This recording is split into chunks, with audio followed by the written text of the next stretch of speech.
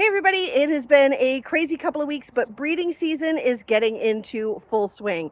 And so I've filmed a little bit of it here and there, so I'm just going to kind of put it all together and then catch you up to what's going on today. So Honey was in heat first about 2 weeks ago, and I put her in with Rebel, and that did not really go so well. It's okay, honey.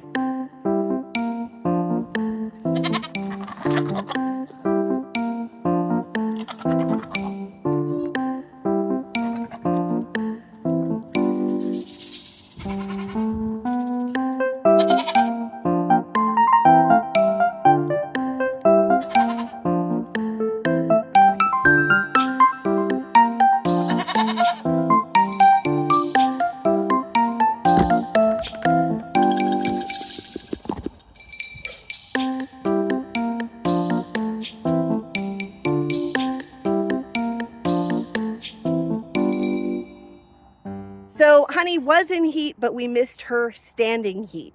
So no breeding was done that day. And it's a good thing because I've actually decided to change up my breeding plans based on what happened next. So a few days later, we noticed that Sugar was in heat. What's up, Sugar? What's up? Hello, girl. Are you in heat?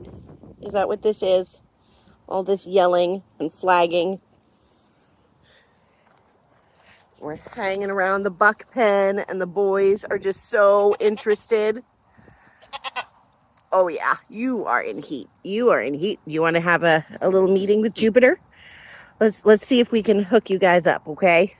And Sugar is supposed to be bred to Jupiter this year, so I put them in together, and that also did not go as planned. Oh, Jupiter, you know she's in heat, huh? She likes you. She likes you. Oh, you like her too.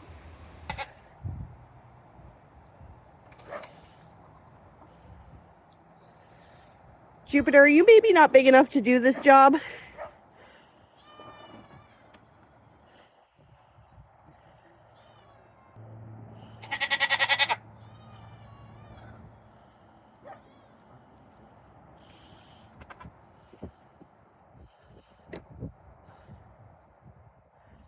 Oh, Jupiter, I think you're too little. Jupiter, I think you're too little. Oh no.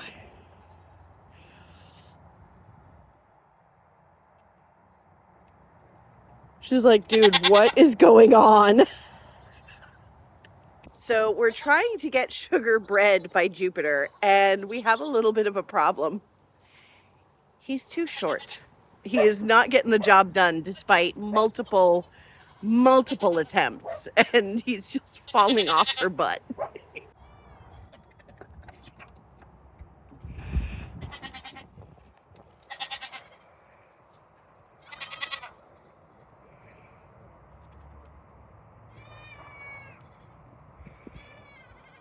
So that didn't work out very well either. But what did work out is that I took Rebel and put him in with the girls that he was supposed to breed Honey, Corey, and Holly into the doe pen. I didn't want him to be jealous or fighting the fence and distracting young Jupiter from his very important job. So I didn't realize, though, that apparently, as far as I knew, Holly was in heat, because as soon as he went in there, he went straight for her. And she just turned around. She stood for him a few times. We put Rebel here with Holly, who I didn't think was in heat. I just put him in here with the does so that he wasn't so jealous. But he immediately picked up on Holly, and he bred her. She stood for him, and she's still standing. So she must be in heat, just a little more quiet about it, because he's not paying any attention to the other girls. She may not love the attention, but she's certainly accepting of it. So I'm going to say she's in heat, and we'll call today Holly's official breeding date, and we'll go from there. So I was like, great, Holly's bred. Sugar didn't work out, so we'll wait. We'll put him in with Honey later, and we'll just breed Sugar to Rebel since he can reach. So all of that was fine. Now, It's been a little over a week since we bred Holly. She would be due March 6th if she settled. However, today she's flagging her tail. She's got some discharge. She's got some mucus. So I'm wondering, maybe she was just being polite. I don't know. Maybe she's just a submissive doe and she just took the breeding anyway. But yeah, I'm going to take Holly and put her in with Rebel. But I also noticed Corey is in heat today, and so we're going to get her bred. I hope. Let's have one of these go as planned. Corey, my gorgeous girl, is it your turn? I have assistance today. So we're gonna get Corey in here with Rebel and see what happens. And she's standing at the gate like, Mom, I'm not comfortable with this. All right, thank you. Is that where is he? No. You got this, buddy. Go for it. Oh, don't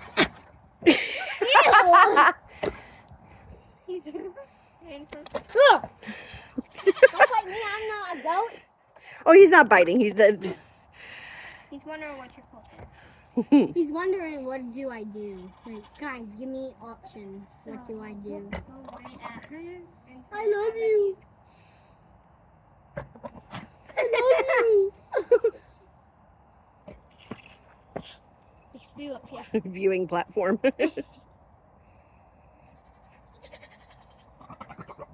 love you. Why does he talk like that? That's language. With his tongue out. I be a goat. I'm gonna say yes. I'd be like, hello. He's like, please, I love you. I love you. This is goat language, people. I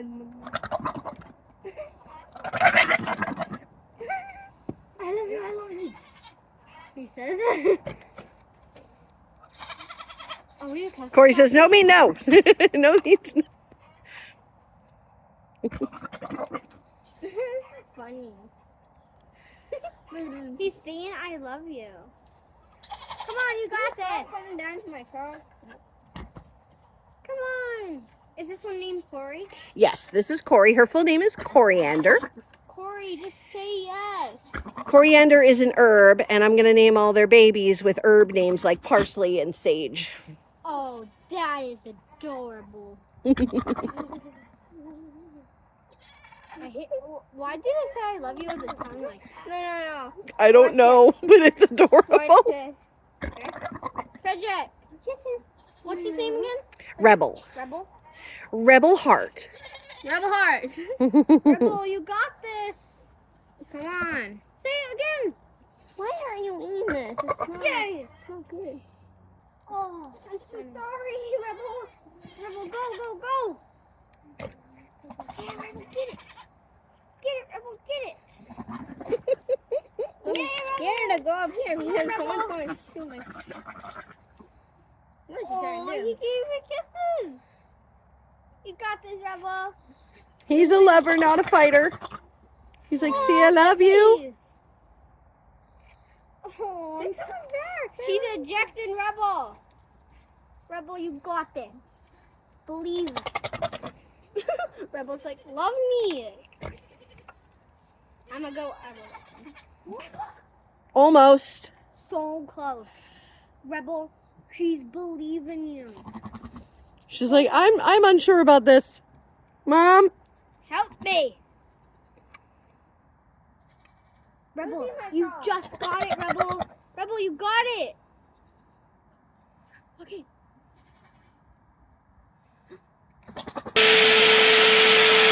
Oh, he got her. What's that? The way she's standing right now, that means he did the deed. Autumn, you saw that? Rebel's like, I'm the man. All right, well, that seemed to go well. He did get Corey twice. I can't show that on camera because YouTube gets funny about all of that, but hopefully the funny Bucky sounds that Rebel makes was amusing for you. It was for us. And got a couple of assistants today. The girls from next door, well, I think it's the girl from next door and I think her cousin, they were down here hanging out and they got to witness the facts of life, assist me with my camera a little bit. I don't put their faces on camera because they're not my kids. I figured their voices is fine. But yeah, no names, no faces, no nothing, but they enjoyed it. They were cheering him on. So Rebel had a cheering section this time around. Not that he needed it. He is definitely a Casanova.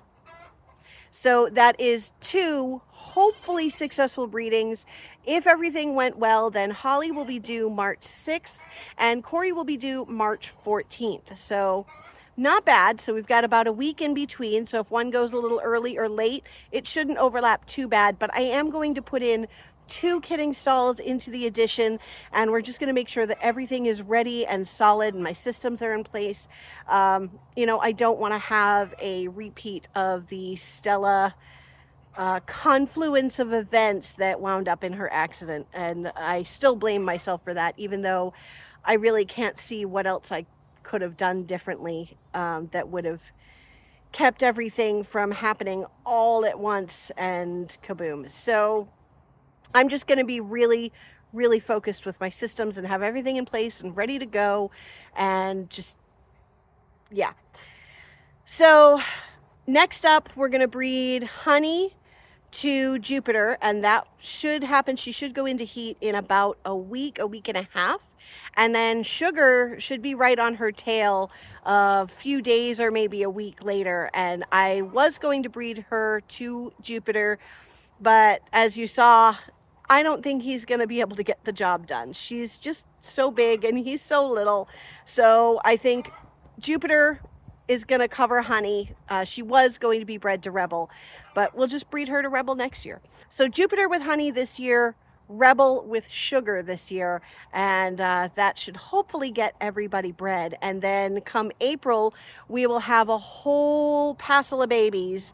Probably, I'm going to guess anywhere from 8 to 12, because Holly typically has big kiddings. She had 5, so she had quintuplets her first freshening, and then she had triplets. Corey's mom has had a couple of triplets and I think twins and a single. I can't remember. Maybe it was triplet single, maybe. I can't remember. But you know, she could have 2 to 3. I'm going to say everybody has at least twins. We're just going to go with that. So that's going to give us 8. And then if Corey or Holly, they have multiples. Actually, Honey was one of 4. So you never know. But I'm going to hope that at least 8. And at least half of them does. I'm going to say 5 does, $3. Fingers crossed. Come on, guys. Come on. Does. We want those does. I'm only going to keep 2, possibly 3 does this year. I'm definitely keeping 1 from Holly because she is older. Her dam was a champion. Her sire was beautiful. Her udder is gorgeous. I think Rebel's going to really help the medial on it. We'll talk more about udders and structure and all that fun stuff in future videos. But I think he's really going to help her milk production, even though she fed 5 babies without a problem. So she can produce. It's just a little questionable on her, like, show fill. So I think Rebel's really going to help with that. And she's got beautiful body structure as it is. I can't wait for those kids. So I am definitely, if Holly has a doe, we are keeping 1. And then I'm going to have to pick 1, just 1 from the other 3, but all the other 3 are young does. Honey and Corey are just a year old, and then Sugar is only 3. So next year there'll be 2 and 4. So I've got years to breed them and repeat the breedings and get some beautiful babies out of them. So I'm not worried about it. So we're going to keep 2. because I have an option to buy a doe next year, because I had put a deposit down on another doeling this year, but she had 3 bucks. So I've still got that deposit money out there, so it would be silly to lose it. So I have shifted my deposit to one of 2 does for next year, from that same breeder, from the same bloodline. So next year I may have a doeling coming in. If I do not, then I'll get to keep 3 here, but all of the rest will be for sale. All of the boys are going to be wethers, so they are going to be fixed and sold as pets, because I am not ready to judge whether or not I have a breeding quality buck, and I need to see what these does produce first, because how can I make a decision on keeping a buck when I don't even know how the does from these girls turn out? So I need to see mom's udders, and there's a lot of consideration that goes into keeping a boy intact for breeding. So they're all going to be wethers this year, and then I will keep 2, maybe 3 doelings, and the rest are all for sale, and fingers crossed for lots and lots of does. The doelings definitely sell for higher because of their value for breeding and as milking goats. So they have intrinsically more value than a wether that would just be a pet. So if anybody wants to get on the reservation list, I'm taking... Right now, I've got just the very first doe on them is all going to be retained until I make my decision, and then any additional does, I will take reservations at that point. But if you want a reservation, just email me, wickedawesomegardening@gmail.com, and we can discuss from there. Probably won't have another breeding update in the next video because I don't think honey will have come into heat again by then. But we are going to talk about revenue streams, things that I'm starting to get going here on the farm, so that it's starting to actually make money instead of take money. So that's something. I've got something really cool coming. I don't think it's arriving until Wednesday or Thursday, Friday, like end of the week. That's something that I'm going to have to jump right on top of, and I will video it for you. It's going to be really cool. So it's going to be kind of, at least for the moment, like a set it and forget it type of thing that's going to start earning us income here from the farm next year, and along with a couple of other things that I'm going to start doing. So I will talk to you then. Bye-bye.